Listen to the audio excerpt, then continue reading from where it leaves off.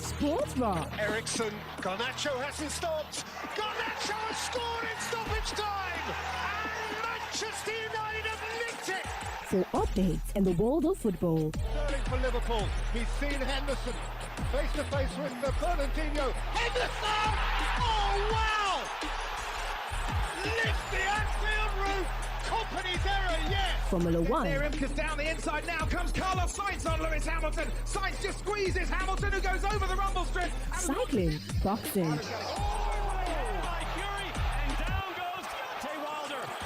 Basketball and lots more.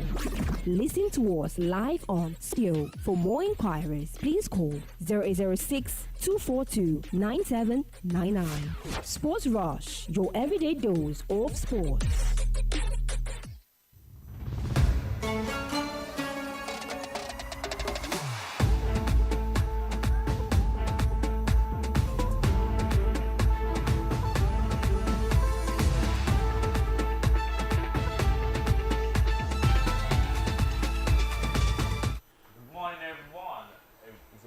Weekend today of Sportville on Al-IyamoyeTv and radio, where we give you the latest missing Mount transfer amid Kai Havertz offer. Arsenal transfer has gone held an initial interest in this Chelsea star missing Mount, but then moved to make a bid for Kai Havertz instead. Mrs. Mount's future at Chelsea is up in the air. The Blues academy graduate looks set to leave Stamford Bridge this summer, or potentially next summer on a free transfer after talks over a new contract broke down. Mount, who has twice won the Club's Player of the Season award, came through the ranks in West London and quickly established himself as the mainstay in the first team under Frank Lampard and then Thomas Tuchel and Graham Potter. Now to Real Betis, Hector Bellerin will be new Real Betis player. Agreement on verge of being completed. He will return as free agent. Deal almost agreed since March and now been finalized. Just waiting for the paperwork and then it will be signed. Now to Borussia Dortmund. Borussia Dortmund keep working on the negotiations to bring in Edson Alvarez as new signing. Proposal has been made to the player as he's keen on the move. Then official bid will be presented to Ajax. West Ham are also interested, but Borussia Dortmund now pushing as expected. Now to AS Roma. Chris Smalling pens new 2-year deal with Roma. As former Manchester United defender vows to make history in Italy and labels his fresh contract as an honor. The former England international has had an impressive stint with the club since joining on loan from Manchester United in 2019 and later permanently in 2020.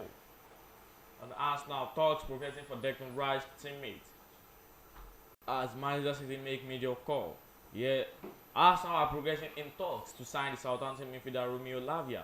The Belgian midfielder has been tipped to leave St. Mary's Stadium following the Saints' relegation to Leicester. The Gunners are most likely to be the former Manchester City next club, Southampton to the Championship.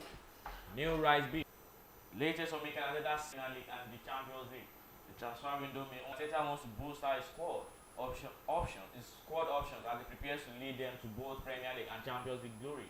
Arteta would like to add at least one defender to his group for next season, while an attacker is also on the agenda. The place where there is expected to be the most movement, though, is in the midfield. Now to Sporting Lisbon, Manuel Ugarte went back and forth between offers before rejecting Chelsea for Paris Saint-Germain. Sporting Lisbon president Federico Van Dras reveals after both clubs launched bids above his €52 million release clause. Sporting Lisbon president Federico Van Dras has discussed Manuel Ugarte two clubs mates. The €51 million asking price for the midfielder, Paris Saint-Germain and Chelsea, but the Uruguayan has chosen to join the French side in a 5-year deal on July 1st. He's a great player, excellent character, great professional. One club you already know as he said himself, Paris Saint-Germain. I won't comment. In La Liga president Javier Tebas admits he thinks Kylian Mbappe will leave Paris Saint-Germain this season rather than play out his contract in Paris, and tips Real Madrid to sign the superstar. The Frenchman refused to sign a contract extension in Paris and could leave, Tebas said. Real Madrid have the capacity to buy Kylian Mbappe from the French side. Hopefully, Mbappe can come. If you ask me as a fan, I think Mbappe will leave Paris Saint-Germain this season because in UEFA, there is more financial control and has a very high salary max. Paris Saint-Germain has to unload. Manchester United said to sign Fletcher's 16-year-old twin son, Jack and Tyler, from Manchester City. Manchester United are signing Darren Fletcher's twin son, Jack and Tyler, from Manchester City Academy. Tyler has been capped at the under-16 level by Scotland, while Jack represents England. They came up against one another in February, with Jack, who fulfills a similar midfield role to one of his father's played during an illustrious career, taking the spoils in 3-0 out enemy wing. The pair have established themselves as two of the brightest prospects in their age group at the Etihad, but they could now be moving closer to their famous dad. Okay, that will be all for the news today. Let's discuss on some transfers going on around now. We see the Saudi Pro League are coming down to England. President of Al-Nassr coming down to England to bid for Ziyad, Chelsea starlets. And now, if I look back to Ziyad when he came from Ajax to Chelsea and down to Ajax to Chelsea, and now he's going down to Al-Nassr. He's not yet sure. And if you don't forget, during the summer, it was about going to PSG, where the move didn't eventually make out, and now the bid has came down to England for him to move down to Al-Nassr. What do you see today? You know, when Ziyad first played his first season at Chelsea, he did very well, very well when Thomas Tuchel was manager. But when he played the second season, he was flirting, or he was not really playing very good. That's why this season Lampard did not really use him well. He did not really use him, just using Sterling. When they bought Sterling, Felix and Madueke, they did not really use him at that. But when he was at Ajax, he played at his peak. He played very well, but not to some extent. I believe that was why Chelsea bought him. But now going to Al-Nassr, he should be able to help his teammates, help Ronaldo, Talisca to be able to win the Saudi Pro League. Okay, Ziyech is going to be a wonderful move for the Al-Nassr side. Saying back when he played for Ajax, when he was a wonder kid back in Ajax, and now coming down to Chelsea. His first season was very good, and next season after that, where he flopped, he didn't play as expectation, and now moving down to Al-Nassr is going to be a good move for him to prove himself again. Now, if you see the likes of what coaches are doing now, see the likes of Alexander Arnold, the likes of John Stones, see the likes of Alexander Zinchenko, the coaches are now bringing those players down to the midfield options. Now, I'm deliberating more on Alexander Arnold. If you check out the England matches today, he played in the midfield role. Do you see this as Alexander Arnold's new position when they start the 2023-2024 campaign at Liverpool, or you see Jordan Klopp taking him back to his normal defensive position? For him to play well in England as a midfielder, and for him to play again well in Liverpool as a midfielder. Yeah, last season, at the end of the season. So Jordan Klopp should be able to maybe train him more on midfield tactics. You know, when last season, when he was still using defensive tactics, playing very well.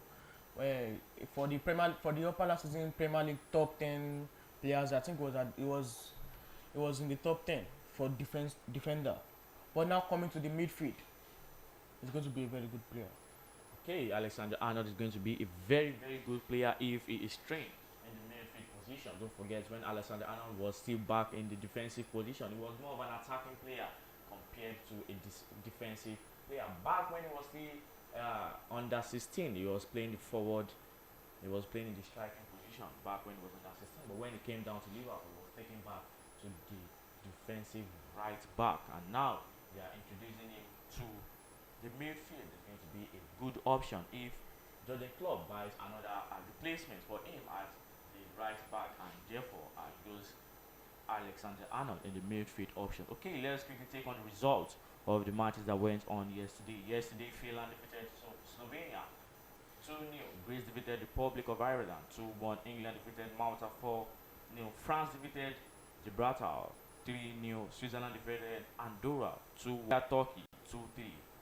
North Macedonia and Ukraine were defeated by Kazakhstan 3-0. Armenia also defeated Wales 4-2. And Poland defeated Germany 1-0. And the match coming up today, African Cup of Nations, Zambia against Cote d'Ivoire, Central Africa against Angola, and the Euro qualification, Luxembourg against Liechtenstein, Lithuania against Bulgaria, Lesotho against Comoros, Africa Cup of Nations, South Africa against Morocco. Also on the Africa Cup of Nations, Botswana against Libya. The Euro qualification, Azerbaijan against Estonia, Montenegro against Hungary, Norway against Scotland, and Portugal against Bosnia-Herzegovina, and Albania against Moldova, Belgium against Austria, Cyprus against Georgia, and the Africa Cup of Nations, Benin against Senegal. Friendly match coming up today by 8:30 p.m. Brazil against Guinea-Bissau. Let's just pick two matches. We have in the Euro qualification, we have Scotland against Norway by 5 o'clock p.m. Scotland against Norway. Just pick prediction on how the match is going to be. Holland has been very, very good. So Norway defeating Scotland. Okay, Norway all the way against Scotland by 5 o'clock p.m. And one match on the Africa Cup of Nations, South Africa against Morocco. Don't forget, Morocco was very fantastic in the last World Cup, where they tried their best to move into the semi-final, where they were eventually dropped out of the semi-final by France back then. So what do you think is going all the way between South Africa and Morocco? Morocco have been able to get to some final in the World Cup, so defeating South Africa will be very, very good thing to do. Okay, you believe Morocco is defeating now South Africa, and the other match we predicted was Norway, Scotland, and we said Norway all the way because of Ellen Haaland and Martin Odegaard. Odegaard in the team. And don't forget, Scotland were very good the last time they played the Euro qualification, where McTominay scored 3 or 4 goals in the 2 matches they played. He scored two goals for 2 matches they played, and now you're going for Norway all the way. Okay, I'm going against that, saying Scotland is defeating Norway today. And let's quickly take one more match between Belgium and Austria by 7:45 p.m. Belgium and Austria. Like so, Lukaku, De Bruyne, Mertens, Trossard. Who do you say are coming out victorious in the match coming up today by 7:45 p.m.? Belgium defeating Austria. Okay, Belgium defeating Austria today. And one more match on the Africa Cup of Nations, Benin against Senegal by 8 o'clock p.m. Benin against Senegal by 8 o'clock p.m. Senegal should try their best to defeat Benin. Okay, Senegal all the way defeating Benin by 8 o'clock p.m. Okay, come to the end of Sport by today on Al-IyamoyeTV and radio. Don't forget to like, follow, comment, and share all our programs on Instagram, Twitter, and don't forget to subscribe to our YouTube channel and click on the notification bell for more programs like this. I remain Yazid. And I am Ziyad. Tell you a goodbye.